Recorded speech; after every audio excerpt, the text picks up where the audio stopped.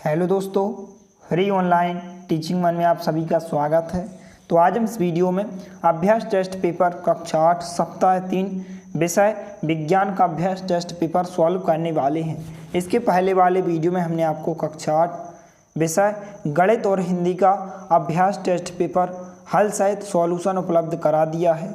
यदि आपने इसके पहले वाले वीडियो को नहीं देखा है तो आप हमारे चैनल की प्लेलिस्ट या डिस्क्रिप्शन में दी गई लिंक पर जाकर आप देख सकते हैं। इससे पहले यदि आपने हमारे चैनल को सब्सक्राइब नहीं किया है तो प्लीज़ सब्सक्राइब कीजिए, साथ में बेल आइकन को भी प्रेस कीजिए ताकि कोई भी वीडियो की नोटिफिकेशन आप तक सबसे पहले पहुंचे। तो चलिए वीडियो को स्टार्ट करते हैं। तो यहाँ पर सबसे पहले विद्यार्थी का नाम यानी कि यहाँ पर आपको अपना नाम लिखना है। यहाँ पर शाला उपस्थिति पंजीयन क्रमांक लिखना है। यहाँ पर आपको अपने विद्यालय का नाम, विकास खंड का नाम और यहाँ पर आपको अपनी जिला का नाम लिखना है। और यहाँ पर आपको कुछ निर्देश दिए गए हैं। टेस्ट प्रशासनकर्ता के लिए निर्देश। टेस्ट प्रारंभ करने से पहले निर्देशों को ध्यान से पढ़ें। तो यहाँ पर आपको कुछ निर्देश दिए गए हैं। निर्देशों को आपको ध्यानपूर्वक अच्छे से पढ़ना है। तो यहाँ पर यदि हम तीसरे निर्देश की बात करें तो परीक्षण पुस्तिका में निम्नानुसार 4 विषयों के कुल 60 प्रश्न हैं और सभी प्रश्न उत्तर देना अनिवार्य है। भाग 1 में है हिंदी प्रश्न, जिसमें आपको 1 से लेकर 15 तक के प्रश्न दिए गए हैं। भाग 2 में गणित प्रश्न हैं, जिसमें 1 से लेकर 15 तक प्रश्न दिए गए। भाग 3 में विज्ञान के प्रश्न हैं, जिसमें 1 से लेकर 15 तक के प्रश्न दिए गए हैं। और भाग 4 में सामाजिक विज्ञान के प्रश्न हैं, जिसमें 1 से लेकर 15 तक के प्रश्न दिए गए हैं। तो यहाँ पर सभी प्रश्न जो आपको प्रश्न दिए गए हैं, प्रत्येक भाग के प्रश्न आपके सभी प्रश्न वस्तुनिष्ठ प्रश्न हैं, इसलिए इनको आपको ध्यानपूर्वक अच्छे से करना है। तो यहाँ पर हम इस वीडियो में भाग 3 विज्ञान का अभ्यास टेस्ट पेपर हल सहित देखने वाले हैं। तो वीडियो के साथ अंत तक बने रहिए। तो यहाँ पर भाग 3 जो कि विज्ञान विषय का है, यहाँ पर निर्देश दिए गए हैं कि प्रत्येक प्रश्न के नीचे दिए गए विकल्पों में से सही विकल्प चुनकर सही उत्तर की तालिका में लिखिए। यहाँ पर प्रश्न क्रमांक 1 है, एक कार 2 घंटे में 60 किलोमीटर की दूरी तय करती है, कार की गति क्या होगी। यहाँ पर आपको 4 ऑप्शन दिए गए हैं। ए नंबर का ऑप्शन है 120 किलोमीटर प्रति घंटा, बी नंबर का ऑप्शन है 60 किलोमीटर प्रति घंटा, सी नंबर का ऑप्शन है, यहाँ पर सी नंबर में यहाँ पर कोई भी ऑप्शन नहीं दिया गया है, इसलिए यहाँ पर आपको ध्यान रखना है कि यहाँ पर ऑप्शन में नहीं दिया गया, लेकिन यहाँ पर कितना होना चाहिए, 30 होना चाहिए, 30 किलोमीटर प्रति घंटा। इसके बाद डी नंबर के ऑप्शन में यहाँ पर दिया गया है 20 किलोमीटर प्रति घंटा। तो यहाँ पर यदि हम इसको सॉल्व करें तो इसका जो राइट आंसर होगा यहाँ पर option number C correct answer होगा। यहाँ पर कितना होना चाहिए, 30 किलोमीटर प्रति घंटा, इसलिए यहाँ पर आंसर आपको क्या लिख देना है, सी नंबर का ऑप्शन 30 किलोमीटर प्रति घंटा। इसके बाद जो अगला प्रश्न है, प्रश्न क्रमांक 2, 4 विद्यार्थी पानी की समान मात्रा को एक जैसी परख नलियों में उबालते हैं। वे अपनी परख नलियों को ज्वाला के विभिन्न क्षेत्रों में रखते हैं और यहाँ पर आपको 4 ऑप्शन दिए गए हैं। ए विद्यार्थी बाह्य क्षेत्र में रखता है, विद्यार्थी बी मध्य क्षेत्र में रखता है, विद्यार्थी सी आंतरिक क्षेत्र में रखता है, विद्यार्थी डी मध्य और आंतरिक क्षेत्र के बीच में रखता है। तो किस विद्यार्थी की परख नली में पानी सबसे पहले उबलेगा। तो यहाँ पर जो इसका राइट आंसर होगा, यहाँ पर इसका करेक्ट आंसर हो जाएगा, यहाँ पर बी नंबर का ऑप्शन करेक्ट आंसर हो जाएगा, विद्यार्थी बी जो मध्य क्षेत्र में है उस परख नली का पानी सबसे पहले उबलेगा। तो ऑप्शन नंबर बी इसका करेक्ट आंसर होगा। इसके बाद जो अगला प्रश्न है, प्रश्न क्रमांक 3, एक किसान गुलाब की खेती करना चाहता है, वह परिवर्धन का कौन सा तरीका प्रयोग में लाएगा। यहाँ पर आपको 4 ऑप्शन दिए गए हैं। ए नंबर का ऑप्शन है बीजाणु निर्माण, बी नंबर का ऑप्शन है खंडन, सी नंबर का ऑप्शन है युग्मक निर्माण, डी नंबर का ऑप्शन है कलम। तो यहाँ पर जो गुलाब की खेती होती है वह किसके द्वारा होती है, यहाँ पर कलम के द्वारा होती है, क्योंकि यहाँ पर गुलाब कलम के द्वारा यहाँ पर लगाए जाते हैं। यदि हम गुलाब की खेती करना चाहते हैं तो हम क्या करेंगे, बहुत से कलम लगा देंगे। तो यहाँ पर इस प्रकार से हम कलम के द्वारा गुलाब की खेती कर सकते हैं। इसके बाद जो अगला प्रश्न है, प्रश्न क्रमांक 4, यहाँ पर प्रश्न क्रमांक 4 है, आपके विद्यालय के प्रांगण में एक वृक्ष है, यह पतझड़ में अपनी पत्तियां गिरा देता है, इन पत्तियों के निपटान का सर्वोचित तरीका कौन सा है। यहाँ पर आपको 4 ऑप्शन दिए गए हैं। तो इसका जो करेक्ट आंसर होगा, सी नंबर का ऑप्शन करेक्ट आंसर हो जाएगा कि जो यहाँ पर पत्तियों के निपटान का सर्वोचित तरीका कौन सा है, कि पत्तियों को एक यहाँ पर गड्ढे, यहाँ पर क्या होना चाहिए, गड्ढे होना चाहिए। यहाँ पर थोड़ी सी मिसप्रिंट है, ये गड्ढे में डालकर कंपोस्ट प्राप्त करना है, तो यहाँ पर आपको क्या कर लेना है, यहाँ पर गड्ढे कर लेना है। तो इस प्रकार से सी नंबर का ऑप्शन आपका करेक्ट आंसर हो जाएगा। इसके बाद जो अगला प्रश्न है प्रश्न क्रमांक 5, यहाँ पर आप देख सकते हैं कि आपको एक चित्र दिया गया है। तो यहाँ पर प्रश्न क्रमांक 5 है कि जैसा चित्र में दर्शाया गया है, एक प्रकाश की किरण दर्पण से टकराती है। यहाँ पर आप देख सकते हैं कि आपको एक चित्र दिया गया जिसमें प्रकाश की किरण जो है दर्पण से टकराती है। तो यहाँ पर आपको बताना है कि परावर्तित किरण कौन सी होगी। तो यहाँ पर आपको 4 ऑप्शन दिए गए हैं। किरण ए होगी, ऑप्शन नंबर बी में दिया गया है किरण बी होगी, ऑप्शन नंबर सी में दिया गया किरण सी, और ऑप्शन नंबर डी में दिया गया है किरण डी।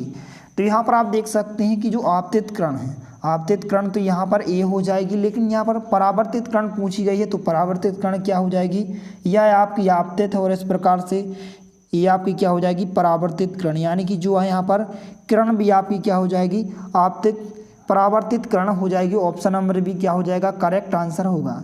इसके बाद जो अगला प्रश्न है प्रश्न क्रमांक 6, यहाँ पर प्रश्न क्रमांक 6 है, निम्न में से कौन सा बल संपर्क बल है। यहाँ पर आपको 4 ऑप्शन दिए गए हैं। ए नंबर का ऑप्शन है चुंबकीय बल, बी नंबर का ऑप्शन है विद्युत स्थैतिक बल, सी नंबर का ऑप्शन है गुरुत्वाकर्षण बल, और डी नंबर का ऑप्शन है घर्षण बल। तो यहाँ पर इसका जो करेक्ट आंसर होगा डी नंबर का ऑप्शन करेक्ट आंसर होगा, घर्षण बल। इसके बाद जो अगला प्रश्न है प्रश्न क्रमांक 7, एक बाल बिंदु ए से छूटकर विभिन्न प्रकार की क्षैतिज सतहों पर जाती है, किस सतह पर बाल अधिकतम दूरी तय करेगी। तो यहाँ पर आपको क्षैतिज सतह दी गई, यहाँ पर आप देख सकते हैं कि ए नंबर के ऑप्शन में यहाँ पर ईंट दी गई है, बी नंबर के ऑप्शन में शीशा दिया गया है, सी नंबर के ऑप्शन में सीमेंट दिया गया है, डी नंबर के ऑप्शन में कीचड़ दिया गया है।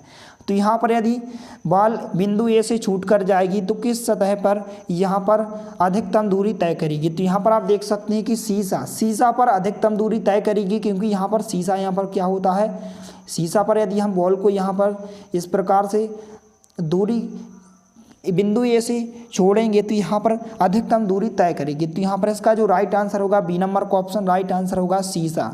इसके बाद जो अगला प्रश्न है, यहाँ पर अगला प्रश्न है प्रश्न क्रमांक 8, यहाँ पर आप देख सकते हैं कि तालिका में 4 शहरों का किसी एक दिन का तापमान एवं वर्षण दिया गया है। यहाँ पर आप देख सकते हैं कि तापमान और वर्षण दिया गया है। तो यहाँ पर आपको बताना है कि किस शहर में हिमपात हुआ है। तो यहाँ पर आपको 4 ऑप्शन दिए गए हैं, शहर ए, शहर बी, शहर सी और शहर डी। यहाँ पर इसका जो करेक्ट आंसर होगा ऑप्शन नंबर डी, शहर डी इसका करेक्ट आंसर हो जाएगा। इसके बाद जो अगला प्रश्न है प्रश्न क्रमांक 9, कौन सा कथन उदासीनीकरण अभिक्रिया का उदाहरण है।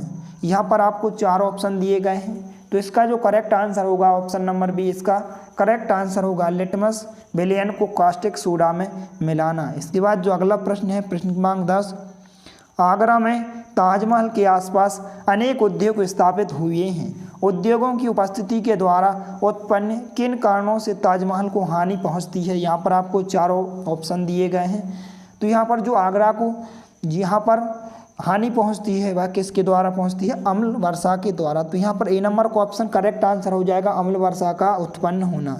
इसके बाद जो अगला प्रश्न है प्रश्न क्रमांक 11, रेशमा ने दुर्घटनावश अपना हाथ एक ज्योति पर रखा और तुरंत वापस खींच लिया, ऊष्मा की अनुभूति हुई, ऊष्मा का यह संवेदन किसके द्वारा ले जाया गया। यहाँ पर आपको 4 ऑप्शन दिए गए हैं। ए नंबर का ऑप्शन है रक्त कोशिकाओं द्वारा, बी नंबर का ऑप्शन है त्वचा कोशिकाओं द्वारा, सी नंबर का ऑप्शन है तंत्रिका कोशिकाओं द्वारा, और डी नंबर का ऑप्शन है पेशी कोशिकाओं द्वारा।